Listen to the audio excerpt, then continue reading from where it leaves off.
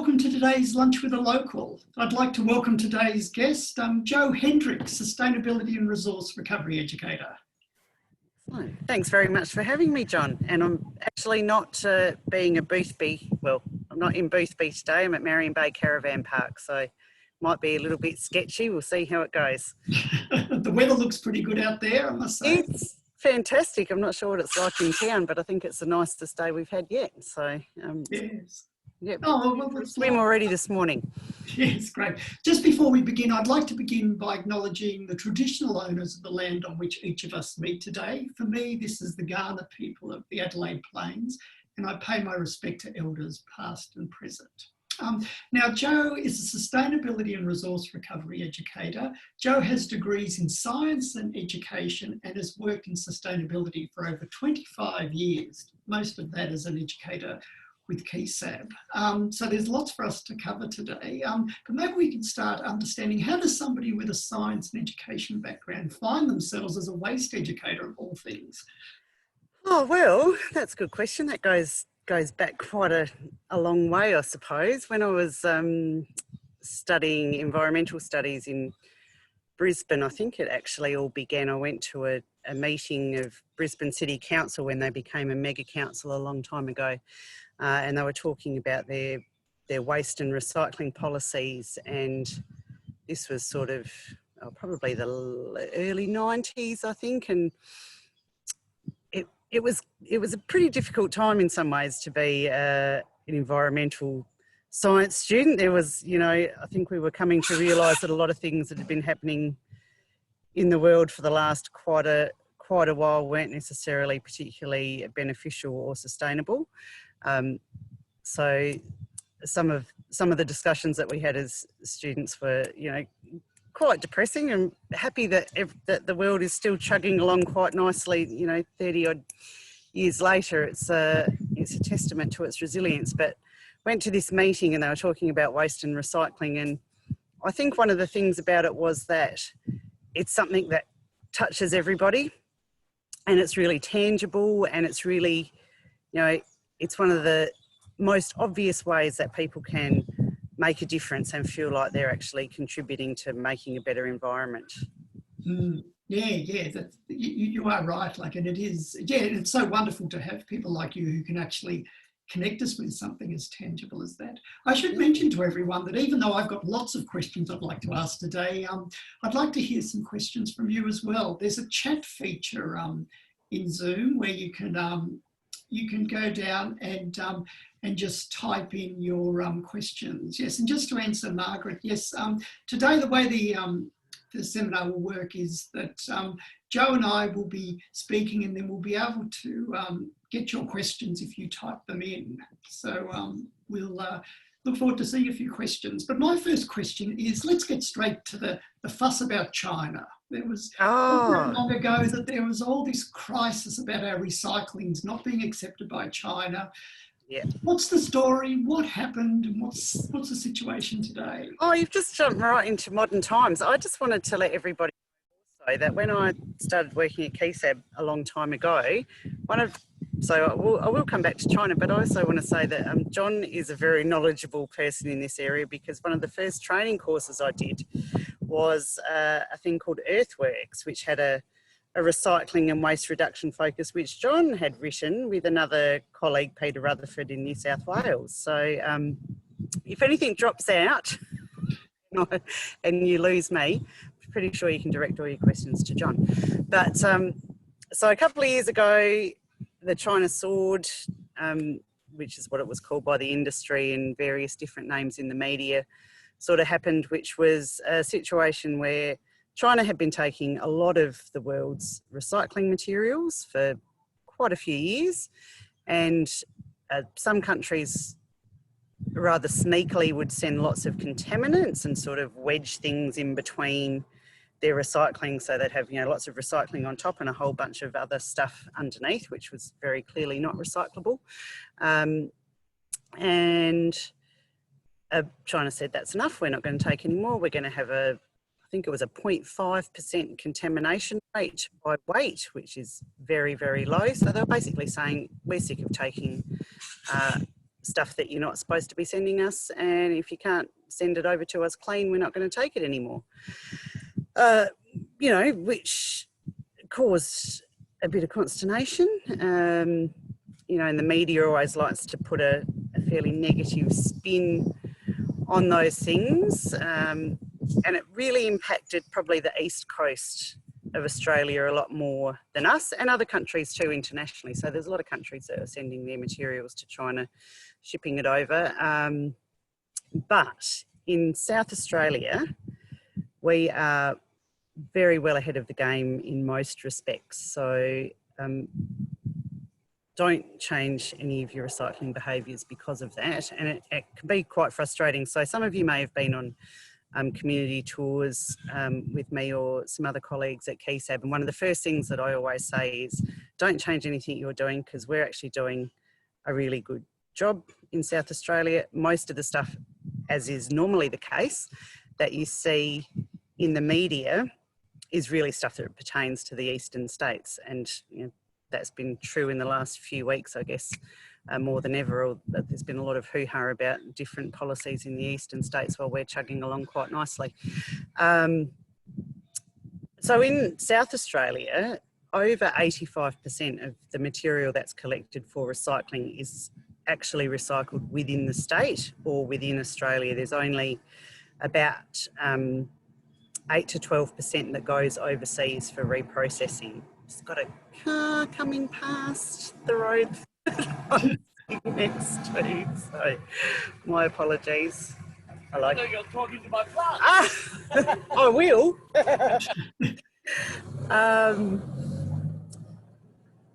So we're very good at that, and the other thing that I always like to say to people is that usually the information that you hear about recycling relates to the weight, because it's easier to measure a truck or something going over a weighbridge on its way to the recycling facility or to a landfill site if it's waste products.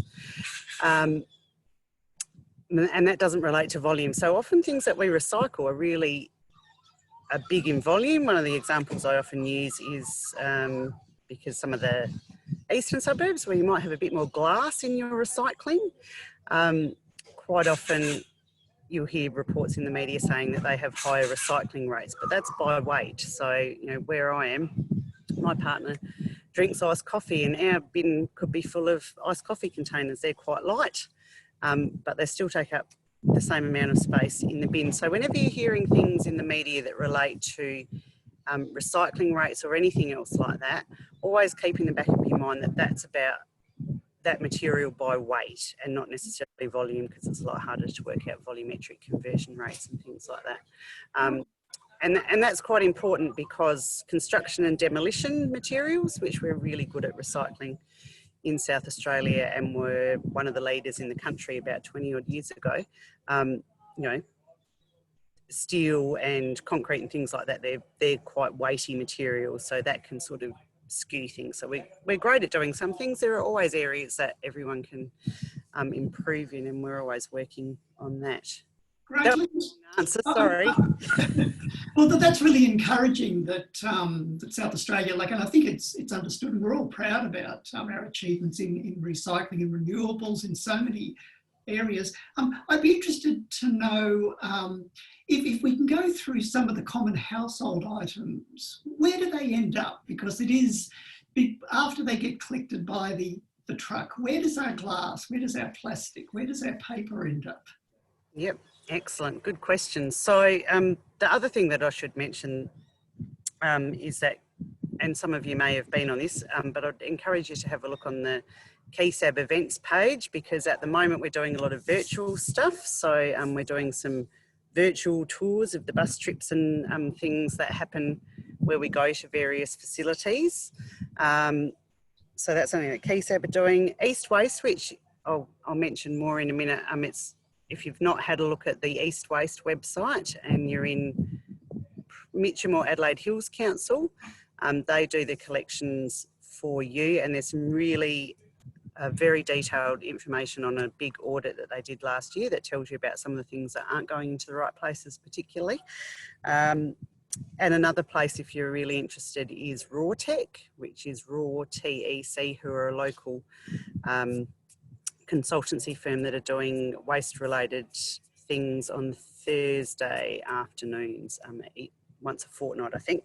But where does stuff go? So the things that you put into your yellow-lidded recycling bin are collected up and taken to either Visy, who have a sorting plant at, I'm going to say Gilman, but I think it's actually Jeps Cross. So they're one of the biggest recycling companies in Australia. And also to NORMA, which stands for the Northern Adelaide Waste Management Authority, and they're based out at Elizabeth. And so material is separated there and processed, and actually NORMA has a really good video, about a 6-minute video that shows the recycling process on their website. So it goes into quite a bit of detail so that you can see.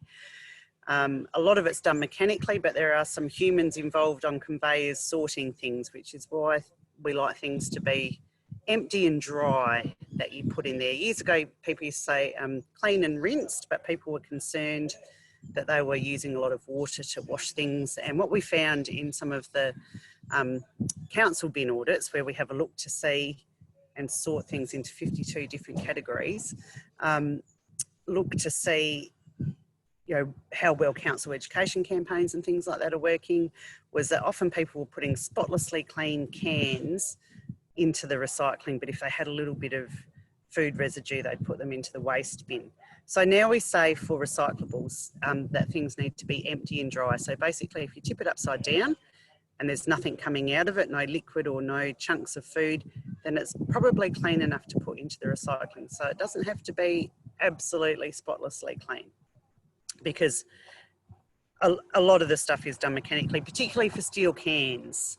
So they get picked up by magnets, and humans don't really come into contact with them very much. But one thing that you can do with steel cans, and I did bring a few sample things with me, but not a can because it was a bit clunky to carry around, is to put the lid of cans inside and squash the top of the can over so that the lid stays inside, because small things like lids will often get caught up in other materials and they can become a contamination issue. So that's one thing to be aware of. But things like in your household recycling, so our foil can go into your recycling bin, but it needs to be sort of collected up and put into a bigger thing that'll be a fist-sized sort of a ball. I sort of say an adult fist size. I'm just thinking about how well I've answered that question of yours, John. I think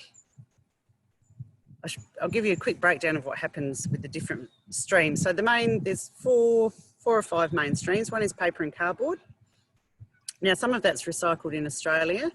And all of these things are resources. So that's one thing that I usually start with, is that I don't like to use the word rubbish. I like to say resources, because everything's a resource and everything comes from something. Just got another car going past.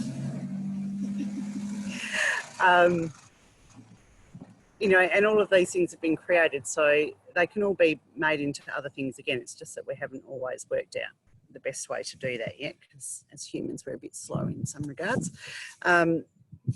So everything is a resource, and if you name it differently, you'll behave differently towards it. So language can be really powerful.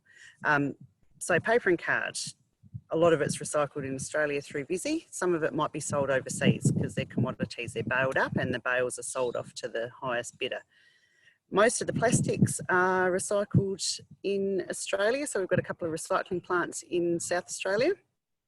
We've got plastic, no, I won't say the names because I'll mix them up. There's Advanced Plastic Recycling. I think it's Recycled Plastics Australia. It used to be PGS Plastic Services, and the soft plastics that people can collect and take to the supermarket get recycled in Victoria by Replas, who make a lot of benches and bollards and things that you'll see around the place. Plastics, glass. South Australia has 2 glass manufacturing plants. We've got Owens, Illinois on Port Road, and Aurora out near Freeling. So they can't get enough glass for recycling. And one of the things that you can do that helps is to take glass bottles to your recycling depot, because they'll be, and some depots will give you money for them, some may not, but that'll be a better quality of glass to go through to the glass processors, whereas when it goes into your recycling bin, some of the smaller bits get lost. They will be used for things like road base and stuff like that now, so almost everything is captured, particularly here in SA, so we're very fortunate. Paper card, plastic, glass, steel.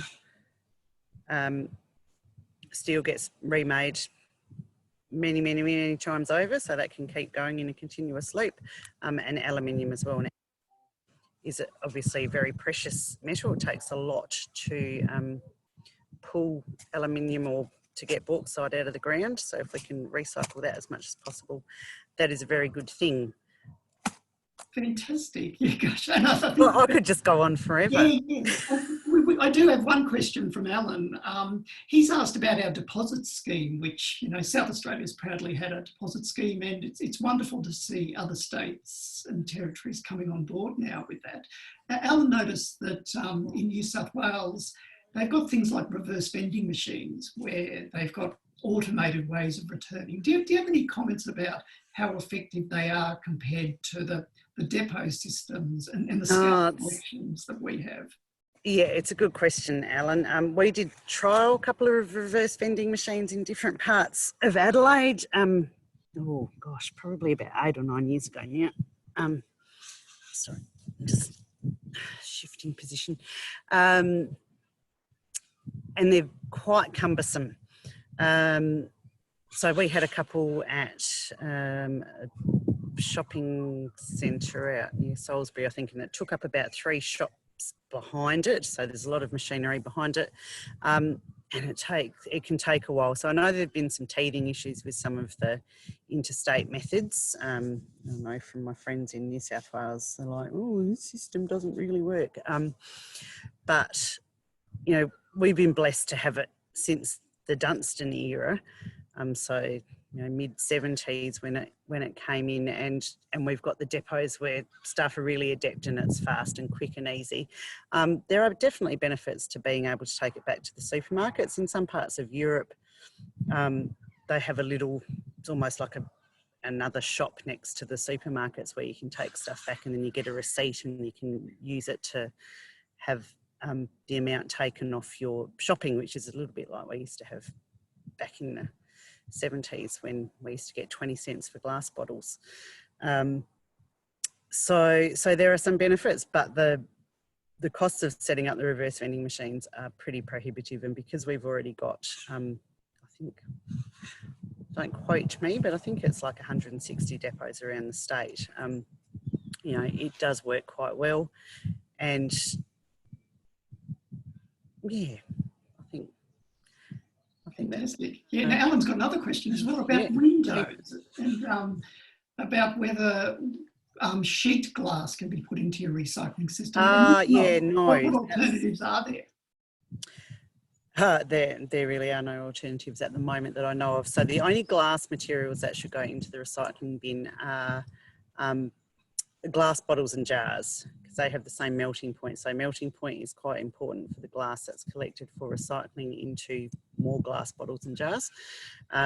Window glass, mirrored glass, what else is there? There's a third one that I've forgotten because I'm in holiday brain. Any glasses, drinking glasses.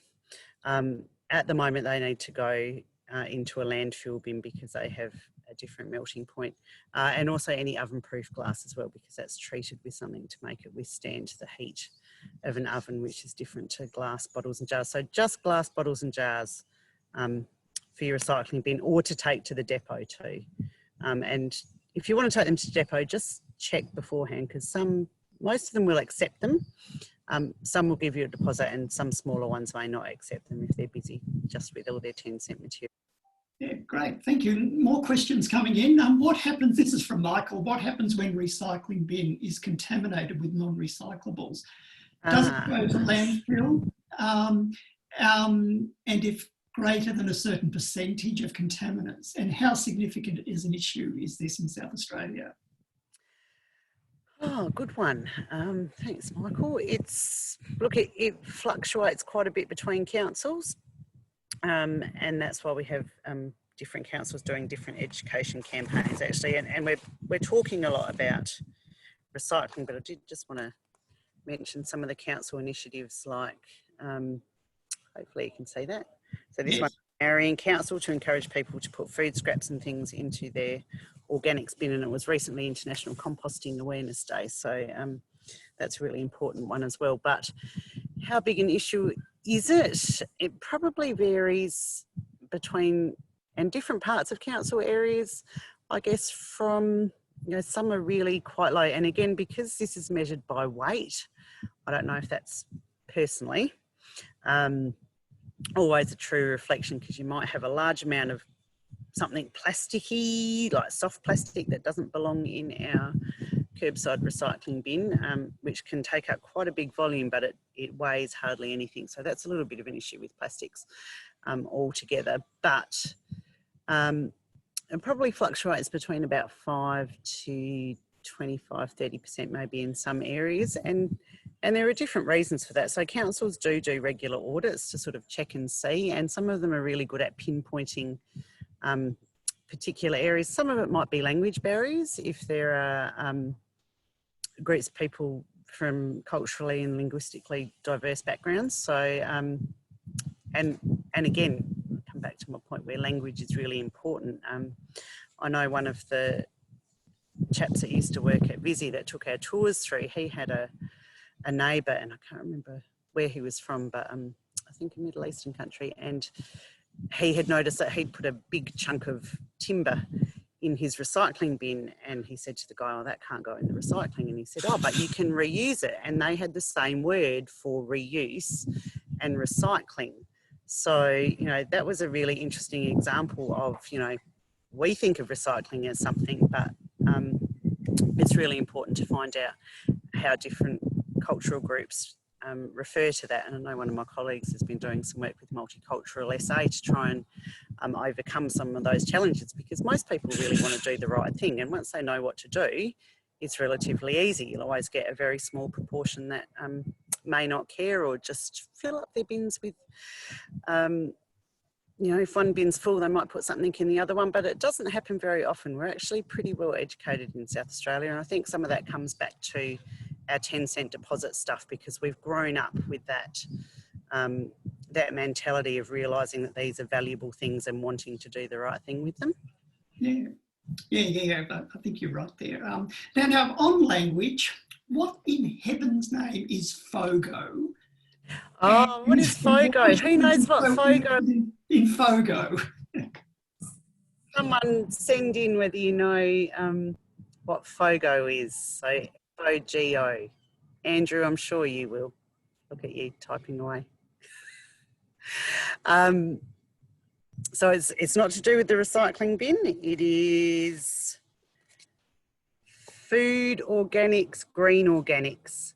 So when we first got the green bins, I don't know, quite a long time ago, it was just for garden materials, so for prunings and grass cuttings and things like that.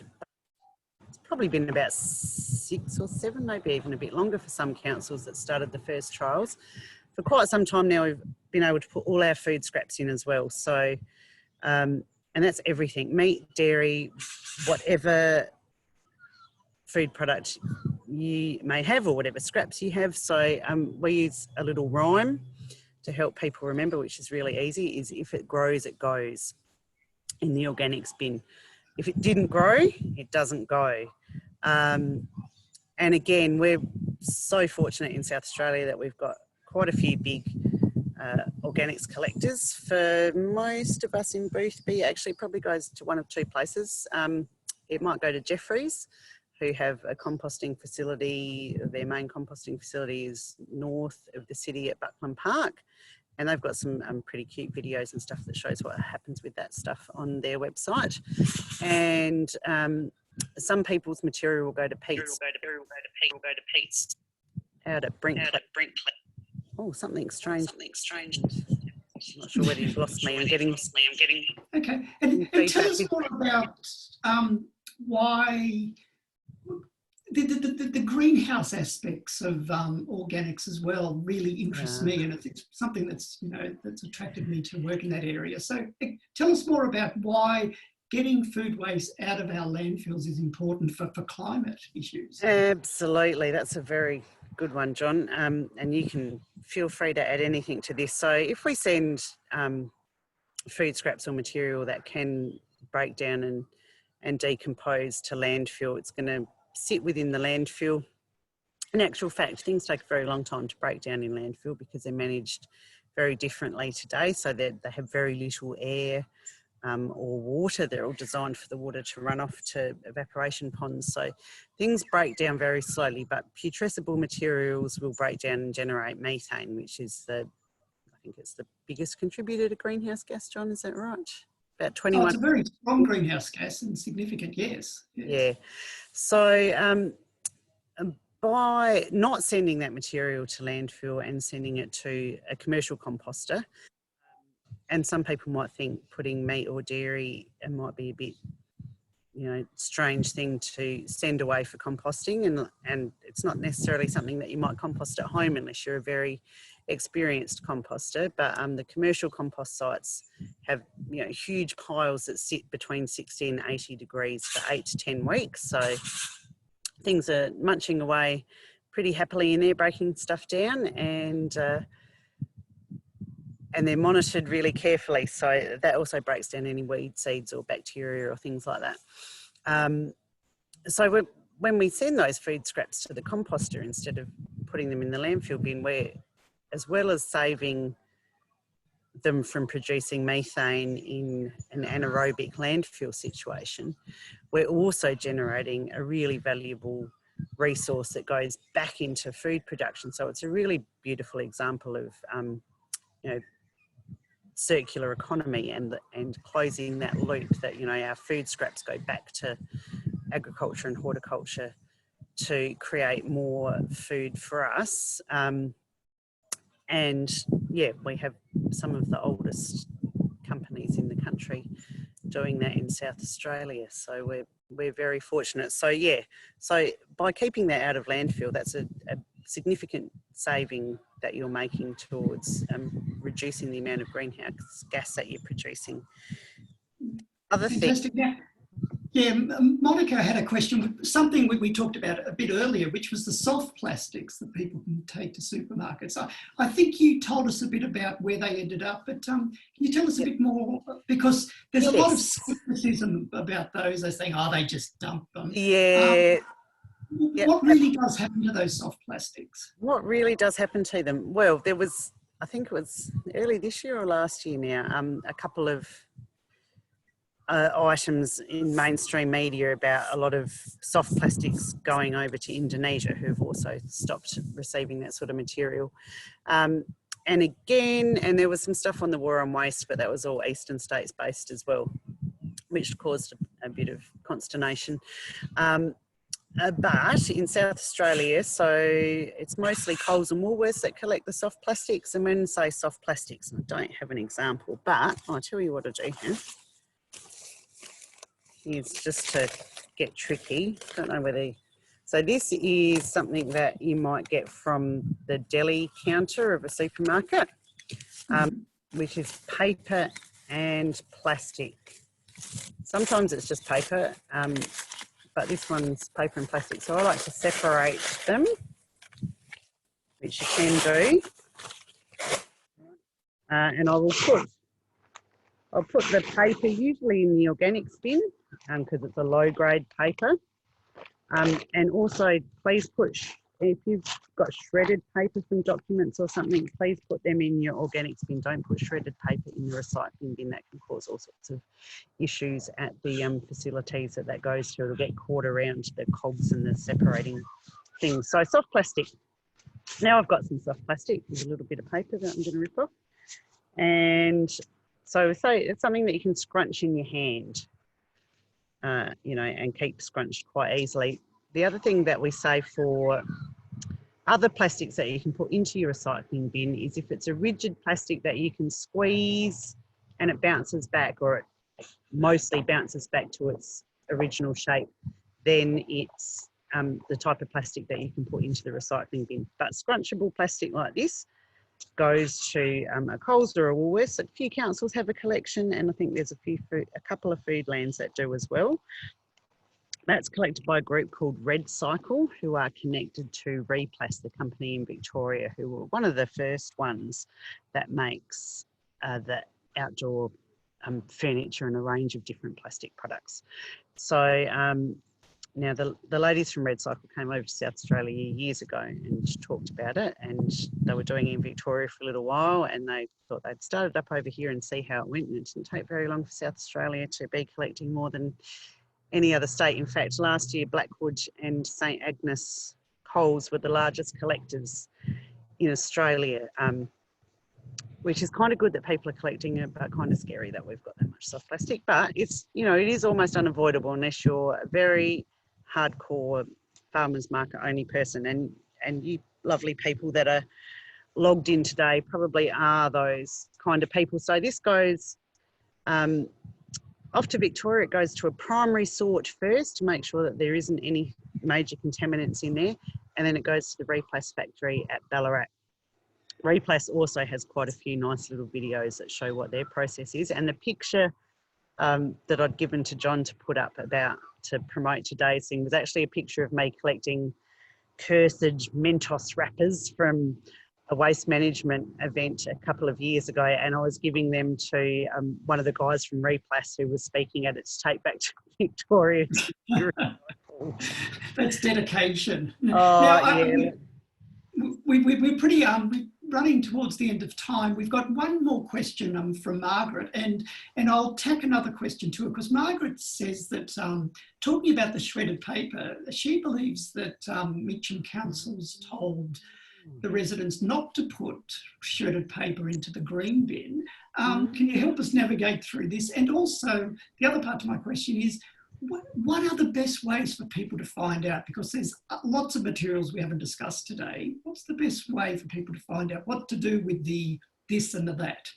Ah, yes. Okay. Well, the best way is probably to go to the Which Bin website, which is whichbin.sa.gov.au, which is managed by Green Industries SA, who used to be Zero Waste.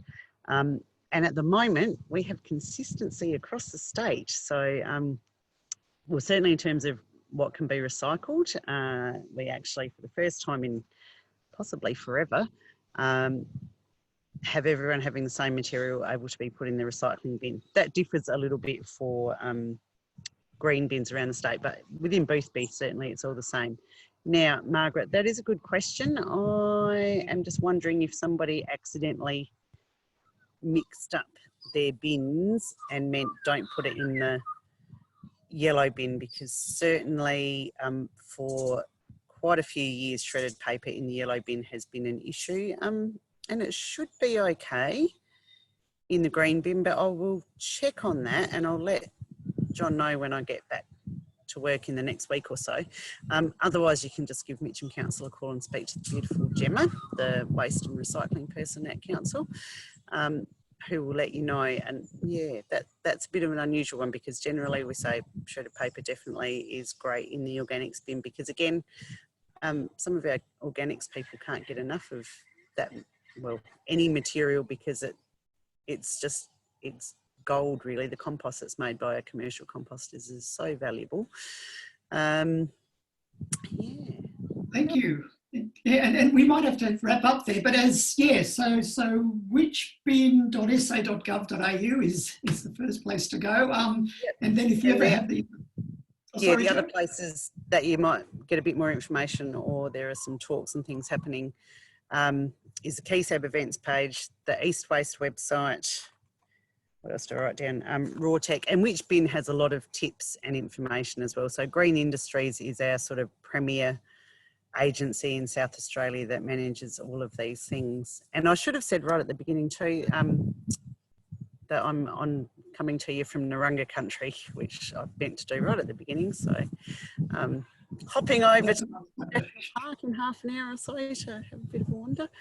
Yeah, well, that's a nice way to wrap up. So enjoy your day in Marion Bay, and thank you so much for sharing these insights. And it's lovely to have such a good news story about collectively how much we've achieved in waste reduction. And yeah, something we should all be proud of. Absolutely. Oh yeah, look, we are pretty awesome in South Australia, and I guess for people that you know who don't care as much as you might or I might, if they can, you know, just keep the contamination out of their recycling bin and their organics bin is probably the best thing that they can do, because we certainly don't want any plastic or stuff going into the organics bins. So if they're not sure about something, they can put it in into the landfill bin. But yeah, well done, and thank you, John, for organising these. They're fabulous.